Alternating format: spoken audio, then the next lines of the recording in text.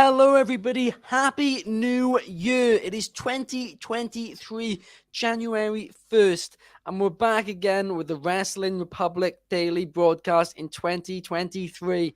It's great to see you all, and we're going to have a great year here at Wrestling Republic, and we hope all of you have a great year too. Today, I'm joined by Coby Galenzoski, Clark Taylor, and Soul, and we're going to be talking our predictions for 2023. Now, the way this is going to work is a little bit different to how it would usually work, and that is because we're going to do, firstly, a team prediction, a prediction which isn't obvious, but, isn't out there. And we're going to first, go through us all and talk about our team predictions, and then we're going to go on to our wild predictions, and each of us is going to give one, wild prediction for 2023. And of course, if we did this a year ago, there could have been, Vince McMahon retiring, Tony Khan buying ROH. There was so much last year, which was just, completely unpredictable. So who knows? Maybe some of these wild predictions could happen. How are you guys today? How are you, Clark? I'm doing well. It's Happy New Year for me. Happy New Year to everybody else. Welcome to 2023 with Wrestling Republic, right? We're back once again. I think this is my 7th day in a row. And wow. It's is it 8 and 9 days now or something like that? But glad to be back again on this show. It was up in the air for a bit, and then I made the executive decision yesterday that why stop now while we're hot? Let's keep this ball rolling, Yep. And no, not the executive decision. I just texted Ben and go, you know what? If there's a mic available, maybe I don't want to take Sunday off. That's actually how it went down. But yeah, either way, I'm happy to be here. Really stoked for this show. It's gonna be fun. I love the concept we came up with for the 2 predictions. I think we're gonna have a blast, and I'm stoked to be here with a crew like this on a holiday like this. It doesn't get much better. Yeah, absolutely. How are you feeling today, Soul? Did you get up to much drinking last night? I mean, you can see right now I have a double pint, but actually still going. Pint of apple juice, just to clarify. Yeah, that is apple juice. I'm getting that vitamin cider. C. I mean, it's the new year. Yesterday was quite busy for me. I did the packs and opening of the cards on the Wrestling Republic YouTube channel, which was great, by the way. Thanks for everyone tuning out for that. A lot of great questions as well. Appreciate it. And then I did a little end-of-year address on the Soul Sessions Instagram account, which I've had great messages from people and from our guests. So I think that's amazing, Soul. But hey, it's a new year, new times. I've officially been with Wrestling Republic for a year. In September technically last year. So year 2 is going to be just as good. Soul Sessions will be a year old in March. I mean, year is going to be interesting. But hey, we're here for our predictions, and whatever's going to be said will be interesting. I've got a tame one, as we mentioned, and we've got an extreme one. So let's neck the double pint and get into this, eh? Yep. How are you today, Coby? Are you ready for 2023? I'm ready.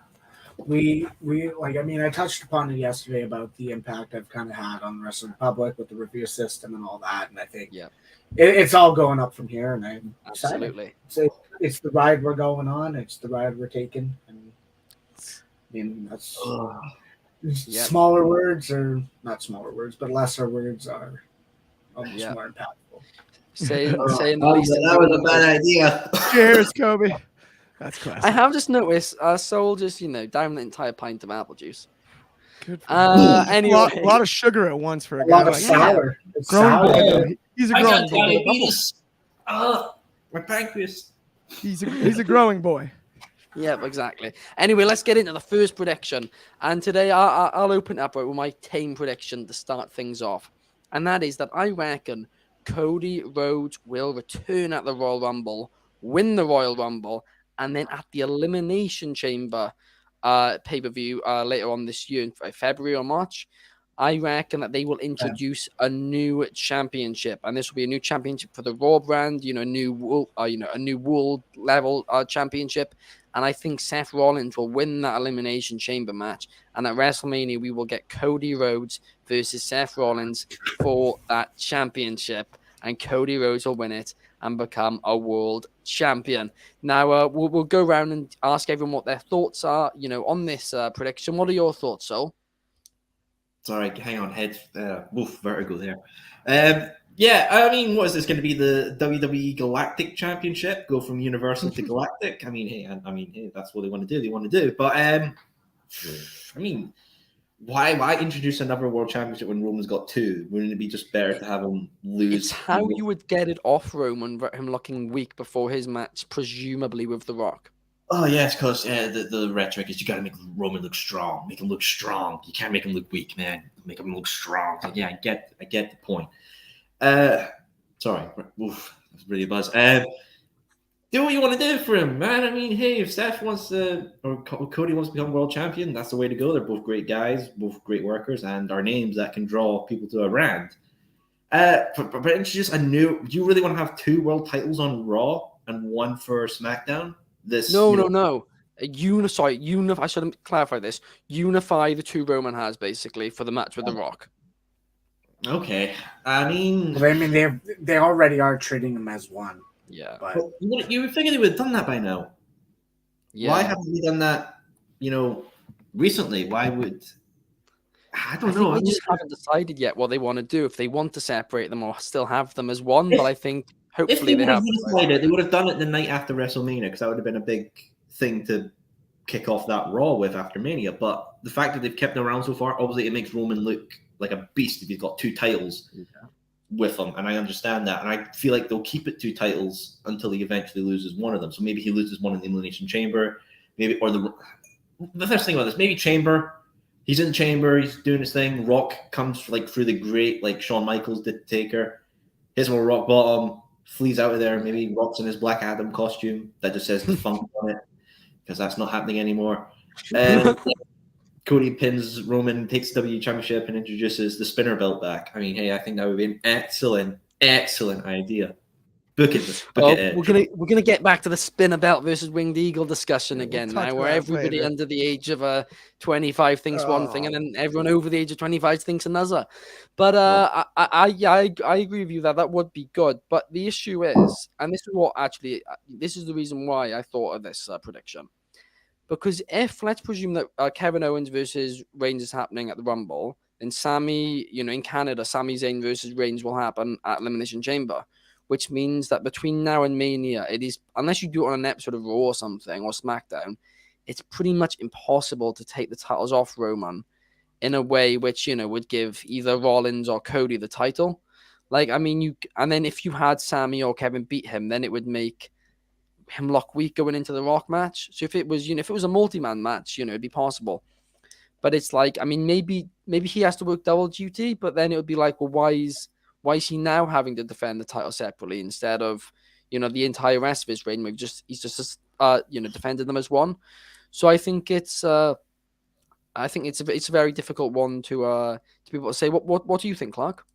So I just love this whole concept, and when you let me know that this was your idea, I really loved it, and I immediately dove into I love wrestling history and little historical perspective. We've seen a scenario like this before when the belts were unified initially in the early 2000s, Chris Jericho and then Triple H eventually at WrestleMania 18 in the main event after they followed Rock and Hogan. And the belts, the undisputed belts, they eventually came out with one belt, the undisputed title, that was defended on both shows, right? And it was defended on both Raw and SmackDown. And then there was, and I believe someone can fact check me on this date if they'd like, but I believe I'm right on this. In 2004, they brought back Eric Bischoff as Raw general manager. And he, at that time, the undisputed title was primarily being defended on SmackDown. I believe it was either Brock Lesnar or Kurt Angle carrying it at that particular moment. And it wasn't really the champion was no longer appearing on both shows. He wasn't on Raw for a stretch of weeks. Eric Bischoff walked out with a briefcase and the big gold classic WCW World Championship and put it on the biggest heel on the roster, Triple H. And it was golden. It started Evolution. The rumblings were there. The pairing of Orton and Batista and Flair were there. It solidified them and their dominance at the time. It played great. It was a time where they brought back a throwback belt. And we've heard Cody Rhodes mentioned his love for the Winged Eagle. It was his favorite belt. And so even more to piggyback off of your, and we can talk about Spinner versus Winged Eagle. This is a separate conversation from that. I think from a booking standpoint, just strictly from the way. So we've seen Cody Rhodes beat Seth Rollins 3 times. I could watch him wrestle a million, but I'd like a new reason because Seth is 0-3. And if Seth Rollins jumps his ship, is the newly crowned champion on the Raw brand, and beats him to the punch and brings back the Winged Eagle first, is there a bigger slap in the face to Cody Rhodes than that? Is there anything that could get his blood flowing? I mean, that was his idea. That's what he wanted to do. That was his dream. And he's already leaned into the Dusty with the polka dots and all of that. That was all Cody wanted. And for Seth to then just beat him to the punch, now there's a reason for that 4th match. I can forget about the 0-3 because now we're talking, it's personal again. Yeah. He went and jumped his idea. He went and beat him to the punch. And I think that part of it is so intriguing to me. And it's one of those things where I love making predictions, and right or wrong, it's funny. I think no matter what, even if it went down to a T exactly as I presented, that's something I would be so entertained by. That is something that is kind of can't miss. I really like the idea of that story. That would be amazing. When you started saying that, I thought you were going to say, Cody brings back the Winged Eagle himself and it's like crowns himself as champion. And I was like, as a face, that wouldn't really work.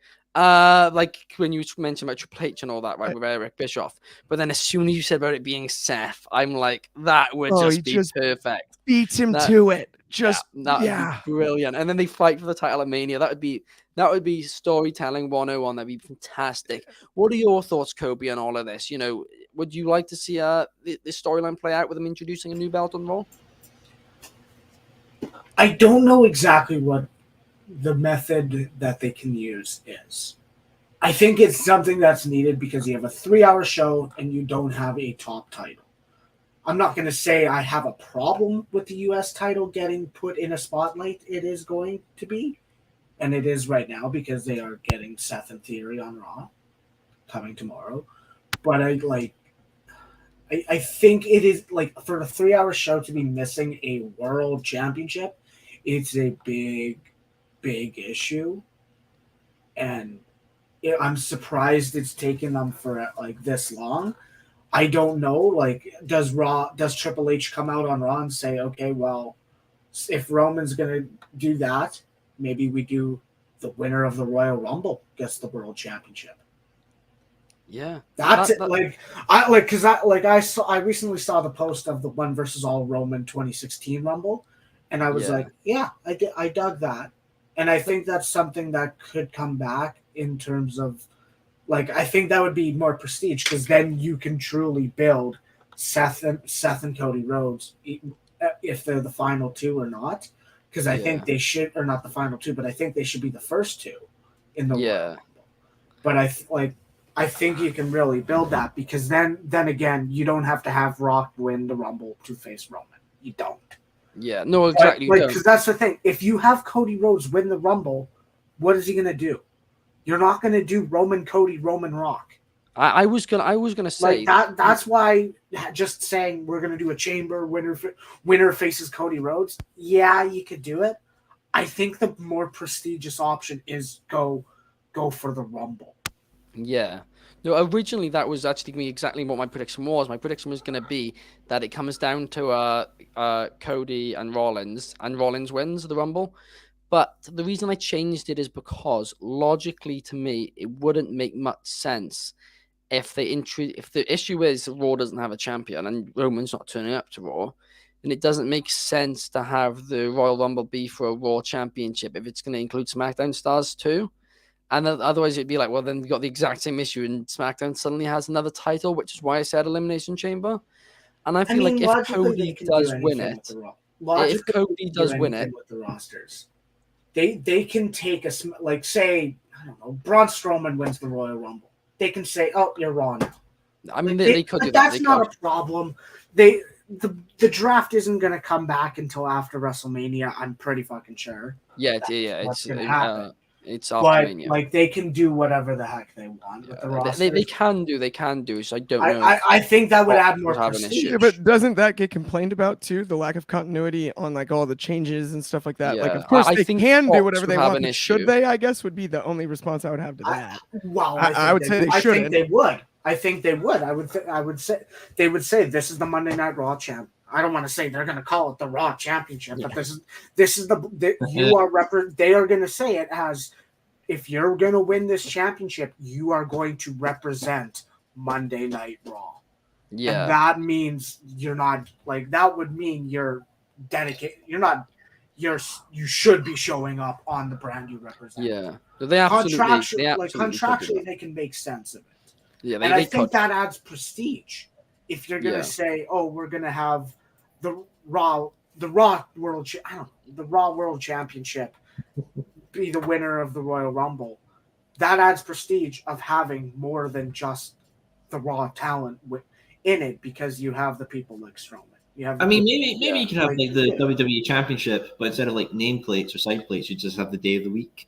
So just, this is the belt on Mondays. They have the Raw Women's Championship and the SmackDown Women's Championship. I don't think there's a reason that they shouldn't have the Raw Men's Heavyweight Championship. Please don't call it that. Heavyweight Championship. Please don't. I mean, I don't necessarily want them to call it that, but call the one on Raw the WWE Heavyweight Championship. Call the other one the WWE Universal Championship. Call it a day, and let's go. Let's go home and let's.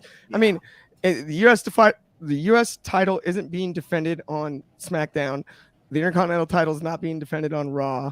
I get the crossover with the tag team titles because the division's thin. I actually would prefer that they eventually down the road, maybe in 6 to 8 months, bring back and go back to the brand split, because for the sake of the depth of with all the returns, I think there's enough time on both shows, and I think that there's no reason where they should blend into one show, and especially with the two networks, Fox and USA, wanting slightly different things. They want similar things as far as viewership and whatnot. I think it hurts the long-term storytelling when it's a little bit on both shows, but a lot more on one, right? The way there's some Bloodline stuff with SmackDown, I think that hurts Raw, because you'll see the Bloodline on Raw one week, and then if you miss SmackDown, they're not on Raw the next week. And so it's right, like they took up time on Raw that could have been building for something on Raw the following week. And that's, I think, where we need a world title on both brands. I think it makes the most logical sense.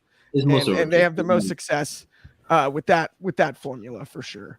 Yeah, I completely agree with that there. And the one thing which I would say about the advantage of the only issue I would have about the Rumble being for the title is that Fox might have an issue with it being for a USA branded thing when they're promoting it on Fox. That's where, because Fox and USA, if people don't know this, Fox and USA are really butting heads in the recent, well, it's been for the last year now, they're really butting heads over things in the product. And the entire thing of the championship's been a big part of why USA have been unhappy at times with WWE. So it would resolve it, but you don't want to annoy Fox either. And then I feel like if Cody was to win the Rumble, then you could tease Cody versus Roman until The Rock returns at a Chamber or something like that. And then from there, you can do, Rollins wins and they unveil the title or something, and it is the Winged Eagle. And, like Clark suggested earlier. So I feel like that is one way to go. But now, right, we've spoken about this prediction enough. Now on to the next prediction. And I'll go to you, Clark. What is your prediction for 2023, the tame one? Okay, my tame prediction, we've slightly spoken on the subject, but here's the deal. My prediction for 2023 is we are getting The Rock at WrestleMania Hollywood. How could we not? It's it's in Hollywood-ish at SoFi Stadium, just south of it. It's going to be 100,000 people for 2 nights. It's the family dynamic with him and the bloodline and his relation to Roman Reigns and all the history, all of that. There's never been a better time. There's never been a better place. And I really think we got to see it, but I just want it so bad. It's been floated around for a long time now. It even got floated around before Dallas last year. Yeah. We've had Roman Reigns carrying 2 titles for a heck of a long time. I don't think it gets any bigger right this second. And so that's it's hard to call it a tame prediction. If you want to call it that, at least don't call it a lame prediction, but it's The Rock against Roman at Mania. Yeah, I think that's a match which a lot of people have been looking forward to, and it would certainly earn WWE a lot of money. And of course, we know that this WrestleMania in Hollywood is going to be something where they're bringing in a lot of stars for it. They want it to be a real celebrity thing, and Rock versus Roman would certainly draw them a lot of money. What do you think, Sol? And it's a fair point. It's a money match at the end of the day. Predictable, yes, because they're definitely not going to put a title on Rock when he's got his movie schedule going on. So it's a predictable match, but is it going to sell the tickets? Hell yes. Is it going to sell the pay-per-view buys? Hell yes. Is it going to be an entertaining match? Hell to the yes. It will be an entertaining match for the ages. Stories there, personal rivalries there. Hey, I got no problem with it, and we're all going, so I don't give a shit. Oh, it's going to be so good. Especially more than anything, I hope it happens because we're all going, and I think I can at least match, if not break, my own personal vertical leap record when they hit "If You Smell." I think I might be able to get like a good 7-8 inches off the ground, as opposed to my usual like a small stack of books. We'll have to bring like a big cane to bring it down. Yeah, I might. My head might hit the roof at SoFi. No, it's fun. We're all pissed, and Clark's got a concussion. So successful night. It's going to be an absolute blast. I'm so hyped for Mania. But what do you think, Coby? Do you reckon this match will be the one which happens? I don't see anything not happening like with this situation. I think it's at the point where it is.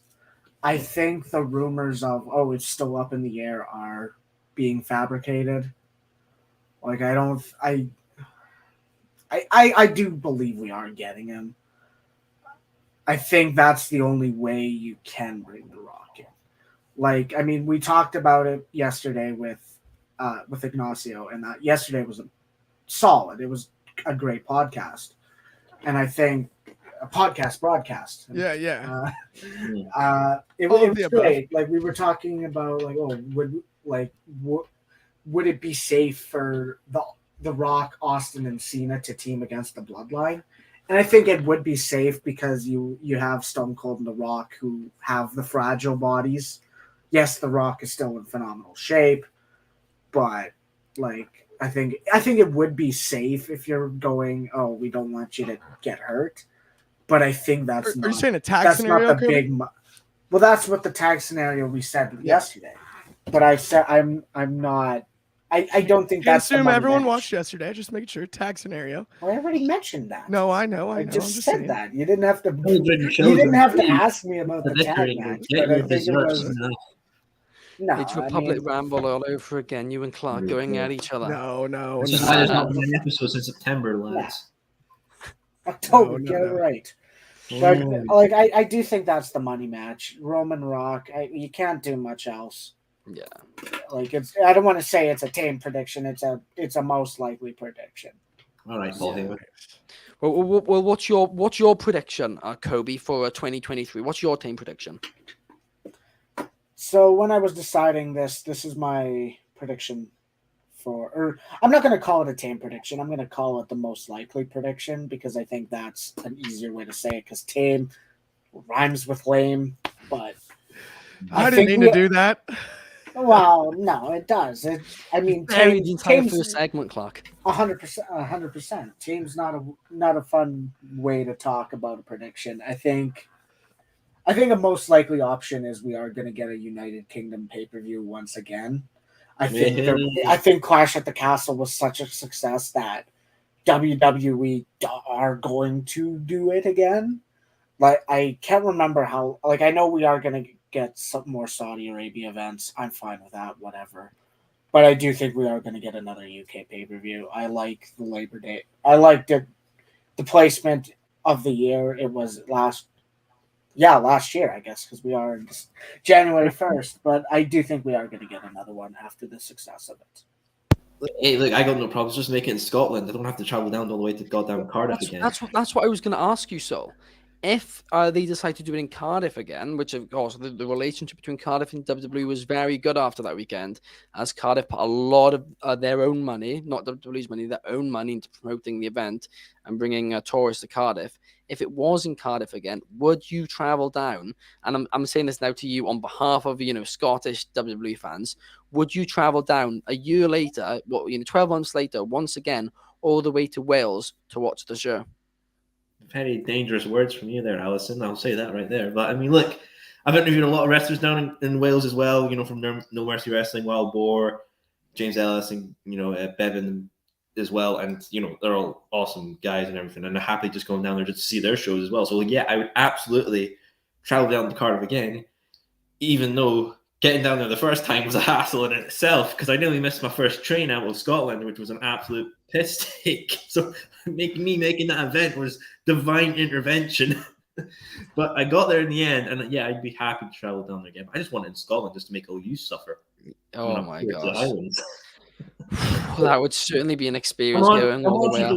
Mick, put a pay-per-view in Glasgow. You'll get the Glasgow crowd, and they're an absolute ravish bunch. So come on now. You'll get that. You'll get proper, pure, utter anarchy up in here. Because if you think the English and the Welsh and even the Irish are, tame crowds, you have not been to a football match here in Scotland. It's a good point. Where not only lives are lost and relationships are ruined, but brotherhoods are born from the rivalries of Scottish crowds. So come on, get your arses up here to Scotland. I almost want it in Scotland now, just because you built it up. I'm sold. He really did. I want to see it. That was brilliant. I was about to say my follow up on that was, let's put it this way: unless it's All Out weekend, the weekend of my birthday again, if this pay per view, if and when, which I agree with Coby, I think they have to go back to the UK. It was such a successful event. It was such a cool crowd, such a cool thing to see. But I'm going to say this personally: I'm going. I'll make the trip all the way from California, Scotland, Cardiff, wherever it is. I'll be there to hang out with my UK buddies. Nice. Both Ben and Soul, no doubt. Whether it's Scotland, Wales, England, wherever they put it, I'll be there. No doubt about it. I'm calling that right now. And by the way, that's not a prediction. That's a spoiler. Sorry. I'm just saying this right now, Clark, my dearest friend. You come to a Scottish city. We don't like tourists. Especially what about me? You're a great guy. I absolutely respect you. The story of the figure you got me and all the nameplates and all that stuff. You're holding my TNT championship, which I do highly, utterly respect. But look, I've seen what Scottish people do to tourists. You're going to need Kevlar body armor to survive these. We'll be good. I had a blast in Scotland. Well, it was nice. You got to get a Scottish accent, right? You need to master a fake Scottish accent. I need to lean into the Scottish accent. While you're on screen now, what is your team or most likely prediction for 2023? So, my team prediction for 2023 is from the real wrestling company, All Elite Wrestling. We are going to see a match at Double or Nothing. Will be the Four Pillars Fatal 4-Way match for the AEW Championship, which will be MJF, Jungle Boy, Sammy Guevara, and Darby Allin. These are the pillars of AEW's foundation, and they will be represented at the home pay-per-view for AEW. And obviously MJF will retain out of this match, but this will show AEW fans and everyone out there that their pillars still stand as worthy contenders for the company. I certainly would absolutely love that, right? And I've been critical about AEW building new stars, at times, right? But if they actually do the Four Pillars in main event and a pay-per-view, I would be delighted, as that's really showing that they've developed new stars, that they are they're able to sell a pay-per-view. That would be brilliant stuff, and that is something which I'm 100% behind, and I would 100% praise. What are your thoughts, Clark?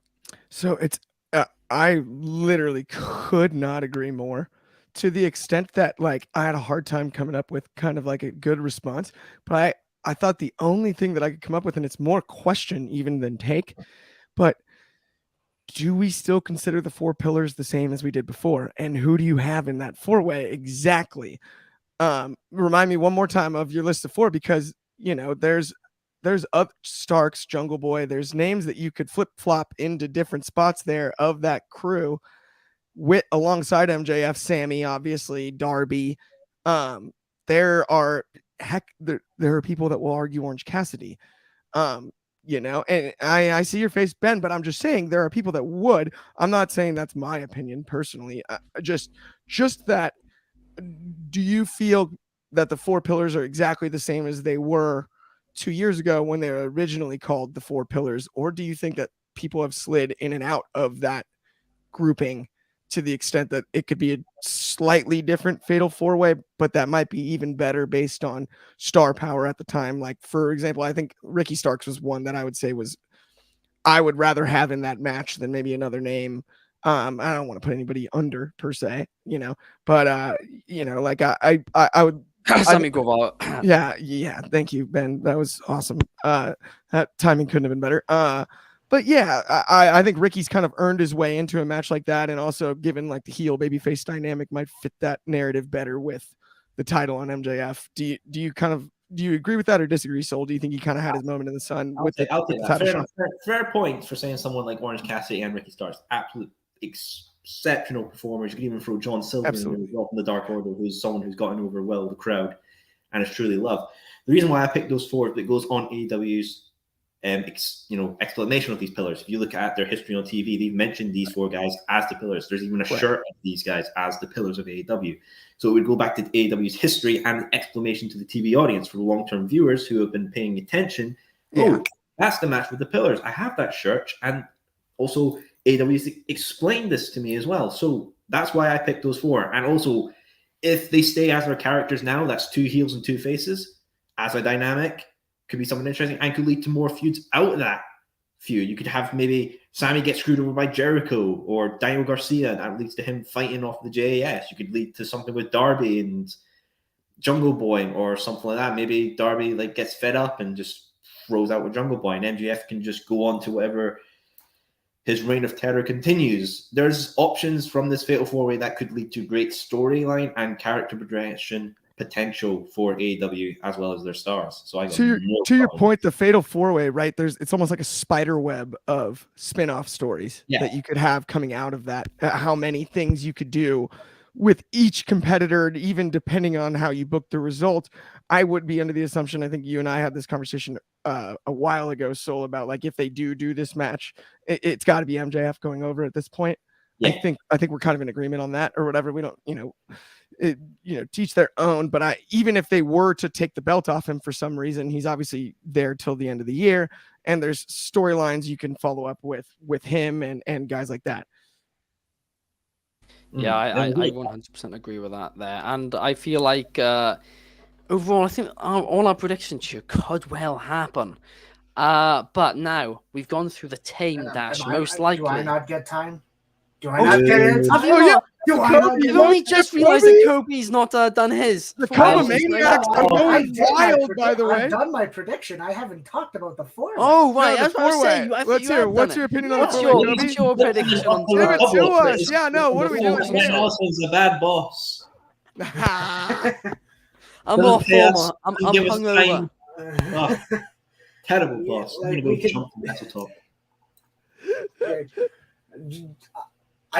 I like the idea, but I think the time of the year has to change. I would not put that at Double or Nothing. Ooh. I would put that in October when they do the Dynamite anniversary. Because then because like business wise, MJF versus Sammy Guevara versus Darby Allin versus Jungle Boy is not going to sell a pay-per-view because you have MJF in the main event. If you were going for a pay-per-view match, you'd be better off doing MJF, Jericho, Kenny Omega, and Moxley. That's a star-studded 4-way.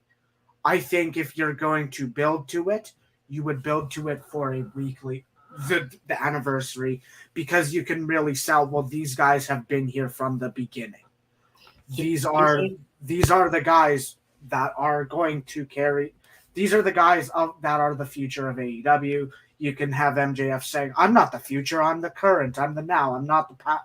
I'm not the past. I'm not the future. I am the present." Blah, blah, But blah. will You can say MJF that hold stuff. it until I'll say October? right here as well. I think he'll hold it till Full Gear.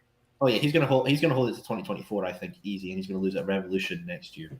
I think it will be very he's telling either not, way. He's not not contract by then. He's not Guys, going to have the Guys, it's going to be very telling how those negotiations are going. If we see MJF have the belt, if we see him drop the belt, that means something. That's the most fascinating part about the story, and let's not miss that, right? But we all have our predictions and opinions on how it's going to play out. But as it plays out, I think that the little nuggets along the way, and what we'll see is if MJF drops the belt early, that's going to be very telling about how the contract negotiations are going for 2024. If they take the belt off him, that's a dead giveaway, right, guys? And I do want to say this to Kobe's point though about for Double or Nothing. To go back to the old CM Punk thing about WrestleMania. How can you expect guys to learn and gain opportunities if you don't give them opportunity of main eventing a pay-per-view?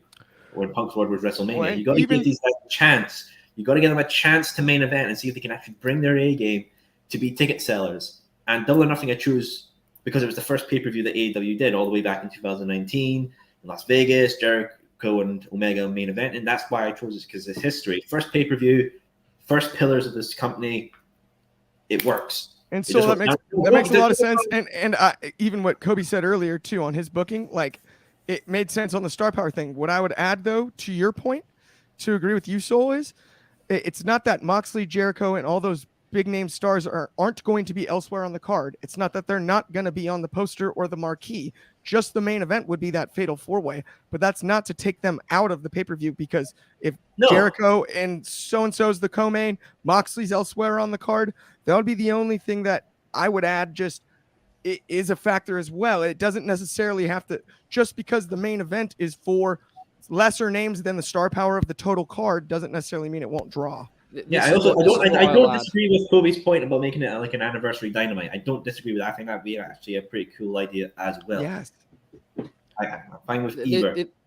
This is what I'll add to it, right? If they were to do that match, there's a very easy co-main event to do, which would draw big numbers and would be able to still bring eyes to that. And that is a 6-man between the Elite and Punk and FTR. If they were to do that as the co-main and then the 4 pillars as the main, bang. That is, it's sorted. You're drawing big numbers and you still, you'll be able to do the 4 pillars match. And also, this whole Punker situation is very interesting now, isn't it? Because we're getting so many conflicting reports. Oh, don't get ahead of yourself. We haven't done our wild predictions yet. Yeah. Well, the Punk stuff it's a tug of war. Oh, now you're gonna do it too. Sorry, I'm just Kurt Hawkins. All I said is it's a tug of war. We're getting things to take us in every direction of this conversation. Okay, good. I'm just saying, let's not get over the top and into I guess Punk, before to my wild prediction. Well, hold on. To respond to the, you got to give them a chance. You do got to give them a chance. I'm not going to argue you don't. I think if you're giving them the shot together, I think you're destined. I don't want to say you're destined to fail, but you're destined not to find out. That's the thing. Double or Nothing, I don't know. All Out, I don't know.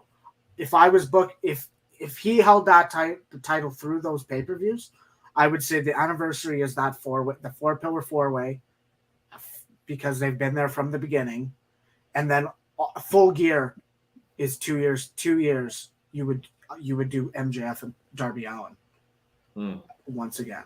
That would be my move.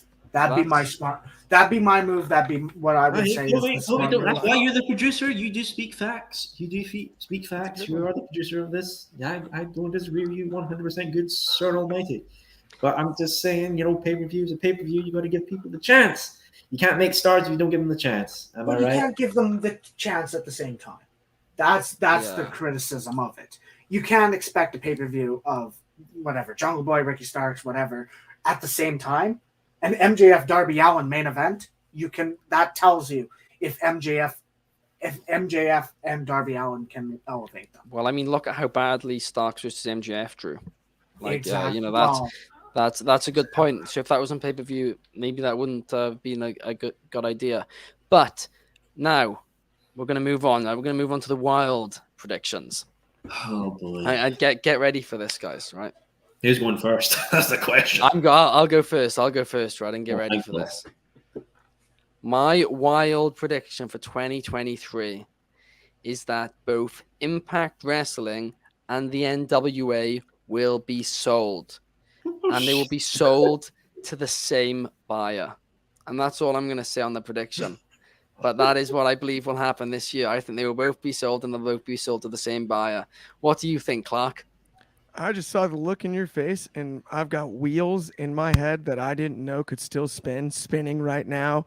And I've got an idea of who that buyer might be. I mean, am I allowed to ask? No. This is not a report, by the way. This is just a prediction. Now, maybe it's a prediction. Picking. Maybe it's a prediction based on a couple of rumblings, but it is just a prediction, right? Alan's is like the scrolls told. All I can think right now is maybe Freddie Prince. Maybe no. He's doing his own thing. Okay, I'm like, who would be interested in two? Freddie Prince is going to be like that size right this moment. Okay, the same buyer. That's fun. I love the prediction. I think it makes sense. I think a merger with those two rosters would be awesome. A third domestic competitor in America that could, if they get the financial backing necessary compared to what they have now, could potentially get a network deal to even further grow the space business-wise in the States and in North America. I would be blown away. I would say my number one comment on your prediction is I hope it comes true into the right hands and it's run really well. Yeah. I'm sorry. Are we going to see NWA TNA back from the dead from 2003? Oh, come on, man. Is Slapnut's going to come back and win the 10 pounds of gold? Are we going to see like one of the 4 signs of the apocalypse right here? World's done. Cats and dogs are living together. We are screwed. Signs of the end times are upon us. Just to be clear, I just want to go back to the prediction just for a second and just clarify that I do not know about a buyer who's interested in buying both. I do not know that part. But what I do know is that both are having issues currently and that both are considering the possibility of selling. So that's why, well, there's rumblings that both are considering selling. So if, could it be the same buyer? I think that if you were to buy Impact, then buying at the NWA at the same time would be the smart decision to put them. One heck of a lot of sense. Yep. There you are. Impact and you get me BLT sandwich. Yeah, cool. What are your thoughts, Coby? I mean, the thing I instantly think of is if that is true, and we can say who we believe the buyer would be, because I don't believe that WWE would. No. Elon Musk. I'm kidding. No. Oh God. If they are selling, Tony Khan's gonna buy them, and that's a scary part to think about, because that means he's bought Ring of Honor. That means he's bought Ring of Honor, Impact, and NWA if it happens. Ben as commissioner. I think we really got to think about saying Tony Khan saving professional wrestling. That conversation has a lot of negatives because he would have effectively killed 3 companies.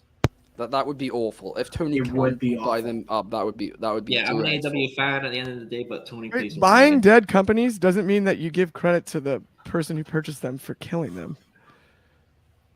If they have to sell because they're financially unstable, that doesn't mean Tony Khan. None of them have to sell. You thought they were just think about selling. Then why didn't ROH keep running the company? They were going to. They were.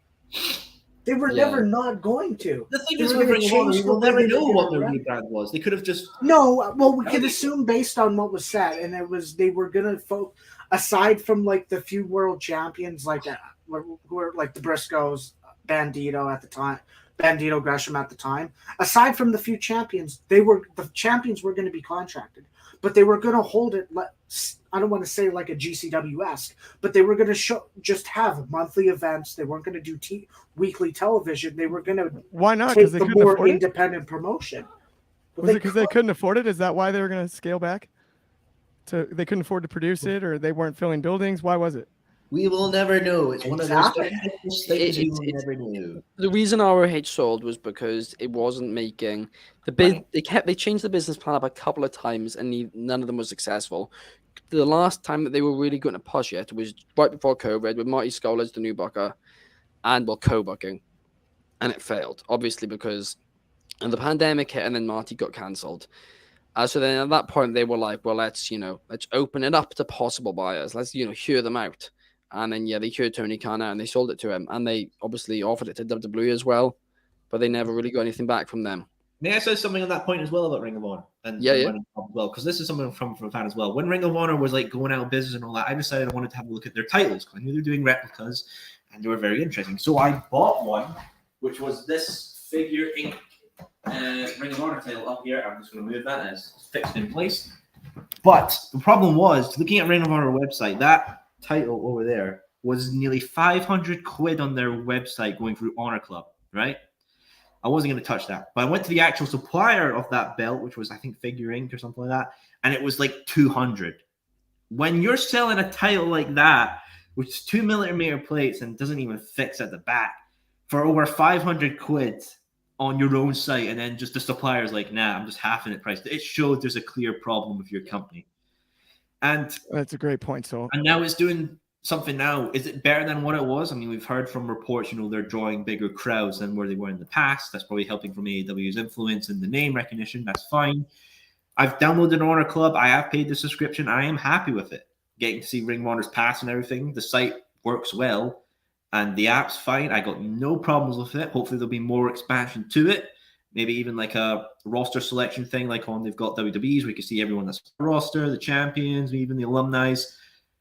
Interesting. It's better than it was now. I'll definitely say this, because Ring of Honor back before it was bought by Tony was dire straits. It was in definitely dire straits, and now it's at least in a better, stable position, I hope. And I totally agree. So I think that's my main point is, look, if Tony Khan doesn't buy it, there's not exposure on network television for them this year.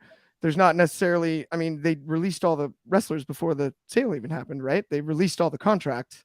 And so to state that Tony Khan killed Ring of Honor. Now, I understand a more nuanced approach would be that maybe Tony Khan hasn't capitalized on the purchase given the excitement at the time of the purchase and his resources in relation to the resources of old ownership. Now, I could agree with that sentiment, but to claim that Tony Khan has hurt the brand since it's been purchased, I don't know. I don't know if you can be hurt more than releasing your entire roster. That wasn't Tony Khan. It's a good point. That is a very, very good point. But now let's move on to the next one. Clark, what is your wild prediction for 2023? So I organically, accidentally made a wild one the other day and claimed that CM Punk will be back in an AEW arena. We're going to hear Cult of Personality in an AEW arena here. And I'm not just going to double down on that. I'm going to tell you how I think it'll happen. I think when healthy, I think Punk comes back, and logically, it's been spoken about his friendship with FTR and going after the trios. I do not think that's the direction we get. I think we get the summer double down on the old MJF Punk rivalry that's been teased a billion times with that mic work. I think it's the safer route from a booking standpoint. I think we're going to get a summer full of CM Punk chasing down Maxwell Jacob Friedman and that title and all the back and forth about you're going to WWE, arguing about opinions on wrestling, sounding a little bit like we do from time to time about I like this, and that's why they're going to fight about it, in the ring, I think. But I think All Out in Punk's hometown, he wrestles for the world title once again. That might be the first time he suits up in the boots, in the gear, again, on the marquee, Maxwell Jacob Friedman versus CM Punk. All Out Labor Day weekend in Chicago. That is my wild prediction for 2023. Wow. That I mean, CM Punk returning. I don't even know if we currently at this moment necessarily say that part's wild, but what is certainly wild is saying that he won't face Kenny Omega and the Young Bucks. Because like you said, it is absolutely the safer route to go down if they were to do something like that.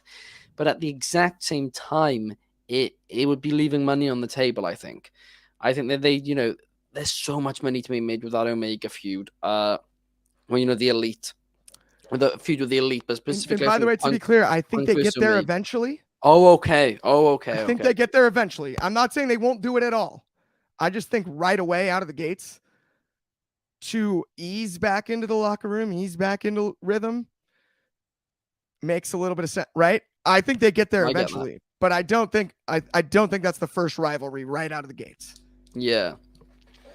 That's a really good point. I still think the most money that match would draw, the Elite and the FTR Punk or Punk Omega, I think if you did out of the gate, it would still draw a bit more money, I think. But I'm in agreement. But I do agree with you there that, the MJF, him coming back in Chicago to face MJF main event, that would be huge. And it would, like the promos, like you said, would be spectacular once again. And also, not only that, but it really would solidify MJF as a main event star if he does go over against Punk as well. That would be huge. What are your thoughts, Coby? So, I mean, I want to disagree. I want to disagree with the statement that it's a safer route, and that's because of, it's the safer booking route. In terms of him in the ring, it's not. We saw him get injured twice in the span of 3 months. I meant safer locker room perspective. Safer for locker room continuity. Well, that's the thing. Locker room, that's another thing. Is you would I didn't mean in-ring safety. You would want to keep the Elite and CM Punk away from each other. You obviously do. I think from a standpoint of yes, but I also think you got to look at what Dax Harwood just said. Is to his knowledge, CM Punk did not want the world title. He understood why he put the title on, because of Punk's name value, because of all that. But if Punk doesn't want the world title, I don't think he wants to be in another world title feud. He'd rather be building people like FDR, like the Elite.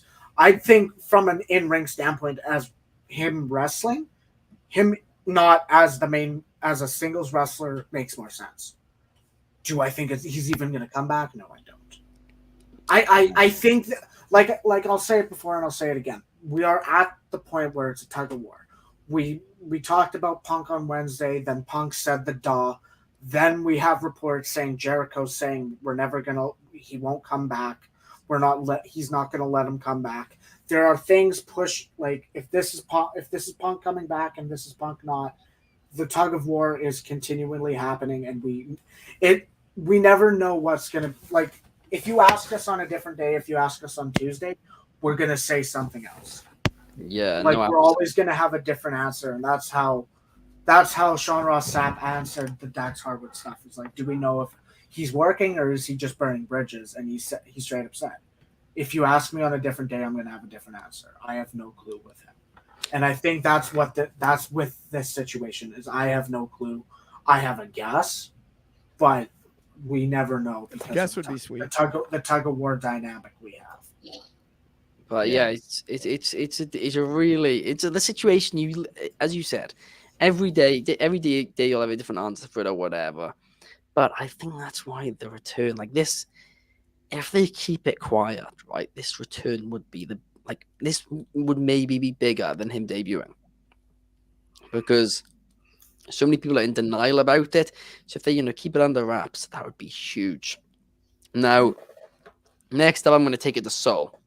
So, what is your wild prediction for 2023 in wrestling? So, I had a few. Original ones I was going to say was NWA and Impact were going to fold, but you kind of took that kind of one. Okay, so fair enough. I just think never mind that. I do think both companies have got great things. I don't want anyone to lose their jobs or anything. Let's get that straight out of the way. But I mean, hey. So my crazy theory one is I think we're going to see a fully revamped Bullet Club. A fully revamped from top to down. And here's how I would do it. The leader of the new Bullet Club will be Adam Cole, baby. He will be the new leader of this Bullet Club, and it will feature such talent as Kyle O'Reilly. You did the taunt wrong. It will be Adam Cole's the leader. Kyle O'Reilly is sort of like the enforcer, technical masterpiece kind of guy. The tag team will be FTR in there as well. They will have some of the original Bullet Club members in. Well, they'll be there. Jay White, I think he'll be ostracized out. He'll be taken out. See, like, Jay White, you're not leading us to greatness. You've defamed the name, and we're kicking you out. And I will also think as well they'll add in, I'm just saying now, they're going to add in Sasha Banks. Mercedes will be in there. I think she'll be in there as like the women representation of Bullet Club. And what about Zack Sabre Jr.? Zack Sabre Jr. That would be delightful. But put him in there. I got no problems with that. I think the Kingdom as well will be in there as another tag team as well with Mike Bennett and all that. I think they'll be in there because they got kind of a relationship with Adam Cole. And then I think what this will lead to will be like a defectioning portion of AEW will go join this Bullet Club, and we're gonna get a Bullet Club versus the Elite kind of situation. This could be a good blood or guts kind of match as well, or even something that could headline a Forbidden Door 2. Imagine this. You're in AEW. You see people jumping shit. You can see maybe Miro. You could see maybe some people maybe from the JAS. You could see Daniel Garcia jumping over. You could see even Wheeler Yuta jumping over, and just because they're given so many opportunities, come join us. We're building up ourselves to fight the Elite. And then you get Kenny, the Bucks, Hangman, Mox. You get so many awesome guys in there. And for the women as well, you could have Bullet Club Sasha, Bullet Club Thunder Rosa. Imagine Thunder Rosa the Mexican facepaint, but adding rifle bullets to it as well. So you get Sasha Banks and Thunder Rosa facing Toni Storm and Saraya. I mean, oh my God, this could be bloody epic, man. I mean, hey, Forbidden Door 2, I feel like needs to have more on it, because the first thing about it's it's these two companies crossing over there. That's awesome. But what's going to make you coming back? We've already seen it before. So adding a Civil War kind of aspect with a fully revamped Bullet Club with big name stars. Whew. Exciting. Absolutely exciting. That certainly would be exciting. And it's funny you mentioned about Sasha, right? Because for those of you guys who don't know, Suzuki Gun's over now. Suzuki Gun is split up in Japan, which is everyone's confused about it as well. It was such weird timing. But Sasha Banks' favorite wrestler is Zack Sabre Jr., right? She absolutely loves him. And so that is why there's a lot of rumors currently in Japan that Sasha Banks is going to be starting a faction with Zack Sabre Jr., and that's why they split up Suzuki Gun. But like you said, perhaps it is a new revamped Bullet Club or something like that. I definitely cause a divide among some fans. But the current state of Bullet Club, especially now, they were starting to rebuild it, and then Carl Anderson's and Luke Gallows have jumped ship again, so just to mess it all up. So Bullet Club is in a bit of a bad state currently. So perhaps revamp really could draw big money for them. Think about it. Think about all the names I've mentioned that have got star power to them. Sasha, FTR, greatest tag team they've ever been. Zack Sabre Jr. being one of the most technical guys in Japan at the moment, even in the world. I mean, God, imagine Bullet Club, Zack Sabre Jr. versus Bryan Danielson, 60-minute Iron Man match. Woo! Spectacular. Give me that shit on a starter pallet, and then give me more and more. I will take that any day of the week. And something interesting as well is that I don't know if it's later this month or early next month. They're doing Wrestle Kingdom Night 2, but they've not announced anything for it.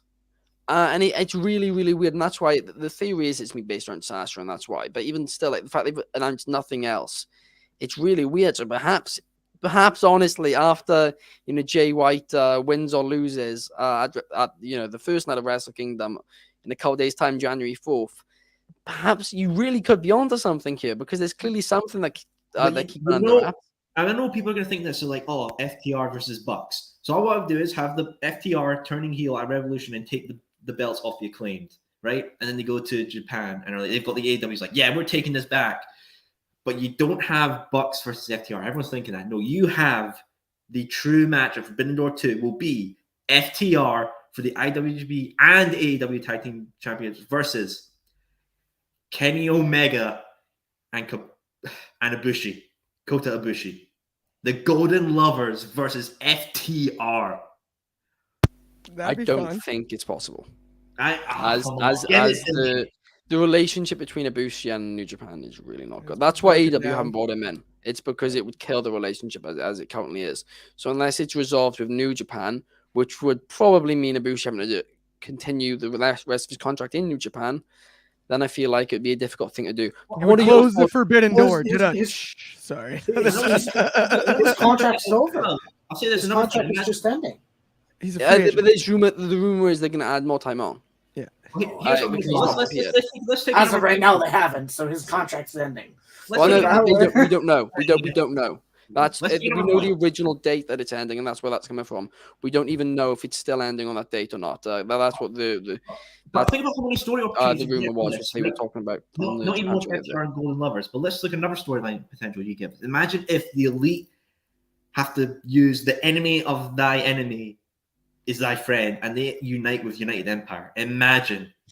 Kenny's like, I hate you, Will Ospreay. Same here. They're dicks. We got to team up and fight these guys. Imagine that. You could have like a full-on faction warfare going on with this beefed up, like, Jesus Christ. I will say though, I don't know. Historically speaking, gang warfare has worked for drawing, and we obviously know about the NWO. Bullet Club has worked in Japan, all of that. But the gang warfare storyline with the building gigantic factions and putting the T-shirt on a large group of people at the end of the day, it does devalue the individuals at some point. And that's why we see all great factions split up, right? Even the Shield was only 3 men. There's a reason they're not still together. Well, here's the thing. People are thinking like, I'm saying this is going to last like 3 or 5 years. No, I'm thinking this should only last under the year. For sure. It's just hard to recover from it is what I'm saying. It's hard to come out of it. I feel like if you have too many people, there's an issue. It's only because I love your idea there. So I'm not arguing with the idea as a whole, by the way. I'm just saying the only fear is if you let it spiral out of hand. Well, look, this new Bullet Club is like just keep it to a few good top names, like under 10. I'm saying. Sure, that'd be great. Well, the issue with the current Bullet Club, which is the complaint in Japan currently, is that there's been too many members, which was why they kicked out a couple earlier this year. But then obviously, now they've actually lost another 2, so it's not quite as big as it was. But in Carl Anderson and Doc Gallows, but the common complaint is that there's too many people in that faction. So if you capped it to like, I don't even know, like maybe 7 names, then you could absolutely argue that. Well, theoretically, you got top star, mid card, 2 tag, 1 woman. That's 5. No, yeah. Like you shouldn't have. More, the way Japanese factions work, you need 7, at least 7. Oh, well, Japanese factions. I'm just meant in general. Yeah. No, because the way it works, like you need 7 at least. But you could do it with just 7. And that's what the Bullet Club was for quite a while. Oh, but obviously, I say at least 7 when factions first get built up in Japan. Obviously, quite well. Most of the time, they build it up a few at a time, right? So they start with 3 or a few others. But usually 7's the minimum amount once a faction is fully established in Japan. But yeah, I feel like that is a great prediction. Now let's move on, right? Let's move on to Coby. In the Bullet Club right now. Coby, what is your wild prediction for 2023? My wild prediction is that we're going to see Shane McMahon in some form. Oh God! Why Whether that because so what ended up happening is with the disaster of the Royal Rumble, Vince said, I'm not never gonna let you have another pop, or I'm never gonna let you have another moment in the sun. He left. They got rid of Shane McMahon. As a business asset, Shane McMahon is great. Whether that's he's going to return to WWE in some form, or whether that's the first true the first true grab that AEW can get. Shane McMahon as a business representative. A mystery buyer of two companies. Yeah, exactly. Shane McMahon. Shane McMahon. The name on the thing says Shane McMahon. Yeah, I mean, I think we might, because I mean, that's the thing. You said Wildest. Nothing more. Like, this year was insane. You have to touch on it somehow. You have to top it. That could top it. That could be one of the things of like, he's back. It's such a good prediction, Coby. But it's out there, and that's the point. What are your thoughts, Clark? It's such a good prediction. It makes perfect sense, and it's not even a name I thought of when we were like presented with the one more tame, one more wild prediction. It's genius. I totally dig it. Whether it's a WWE return in some capacity, or the idea of back to Ben's prediction about the companies being bought, if that's Shane McMahon, I swear. And it's not linked to WWE television. He just buys them himself and runs them. Goodness gracious sakes alive, you have a McMahon at the helm in the wrestling industry. Once again, that might be the best fantasy book storyline. Owning NWA. Owning NWA. Goodness. This is, I mean, I talked about wheels spinning earlier. It is like mousetrap in there now. I've got all the wheels spinning. You got 70 gears. Oh yeah, I am like, you're kidding me. That is genius. And like Ben said, the idea of a McMahon owning NWA and it not being Vince Jr. is even more, right? It's not even just the idea of a McMahon owning NWA and McMahon not Vince Jr. owning NWA. It's that is class, my friend. I that made my whole new year so far, by the way. I love that. That is so spot on. That would be outstanding. What are your thoughts, Sol? You don't seem to be too happy about the prediction. I mean, look, I got no problem with Shane. Seems like a lovely dude, lovely family. Seems a nice guy. Got no problem with it. But I mean, is he even interested in wrestling? Does he really have that sort of drive to run a company? Maybe the Shane McMahon of like 2004 when he wanted ECW to be on a network or TV or website or something like that, or even wanted to buy the MMA. He was definitely like that sort of drive for it. But now, maybe he just want to settle down and be a family man. Doesn't really give a toss about wrestling. I don't know. You do it, Clark. You buy it. It's probably worth pennies anyway. No, it's possible. No, not me. But no, it's possible. So the Shane just wanting to settle down, but just the idea. I mean, I guess my only response to that would be he did, right? Obviously with what happened controversially at the Rumble last year, care enough to insert himself into a creative scenario. He did enough backstage. He clearly cared enough about wrestling enough to actually rub people the wrong way, right? As much as I would say, the reports weren't that he didn't care. It was that he was telling people what to do.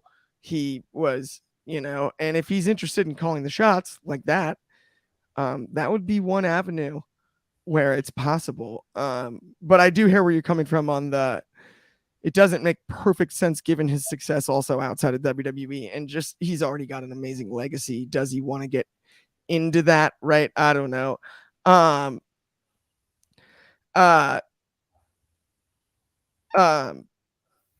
I would say that at the end of the day, Shane buying the both companies would be such an explosive news story.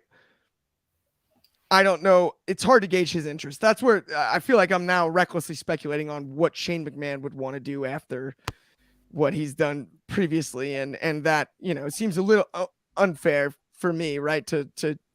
But at the same time, why would he not want to get the one territory his dad couldn't?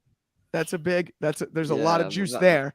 Well, just buys it. Let's imagine this. He buys the territory, comes out on TV, looks in the camera and says, "Now do you love me, Dad? Now do you love me? There's precedent. They played the angle out fictionally on TV with the WCW, right? It's the only time Nitro and Raw were simulcast on at the same time. the original invasion angle. They had WCW go to Shane McMahon, and they simulcast both Raw and Nitro at the same time on both TNT and USA. Pretty historical moment in television history.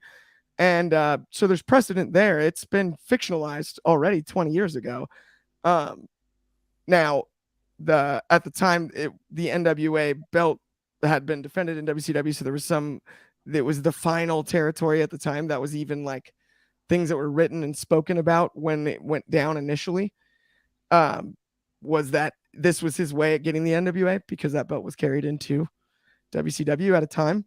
But to do it for real, and Shane does it, that is right. If there's any level of bitterness from the Rumble situation, from the way he was treated at the company during his career and his father's career throughout, if there's any kind of that, there's one way you can one up him, and that's buy the NWA. And then you add Impact, it would be to buy Jerry Jarrett out as well. Again, even though it's not Jerry as the owner, but to buy that something that he and Jeff started too. It's another chip, and McMahon's are notorious for that kind of ruthlessness and that kind of business, not just competitiveness, acumen, savvy, all of that. That's I think it's a solid suggestion. I really do think that could be the only story in 2023 which could top anything from 2022. I feel like that is, out of all these wild predictions, Shane McMahon buying the NWA and Impact Wrestling, or even just NWA, but I feel like at this point, NWA, I feel if you bought both of them, you'd be in a better position to, create a competitor. But that could be crazy. We've had some crazy predictions here today, guys. We've had some not so crazy ones too, but it's been a blast. We've gone a bit longer than usual today, guys, but we appreciate it if you made it all the way through. Please make sure to leave a like and comment on this video, and really, share it with any friends who are also wrestling fans and all of that, like Ignacio was talking about yesterday. Yeah. Because we want, for this daily broadcast, we want as many viewers as possible. We're gonna be doing it every single day, and it's gonna be a blast. And we'll be back here tomorrow. The same crew tomorrow. We'll be back the same time tomorrow. Throw it up again. And we'll see you guys then. Thank you everybody for joining. It's been a blast. Happy New Year. Happy New Year.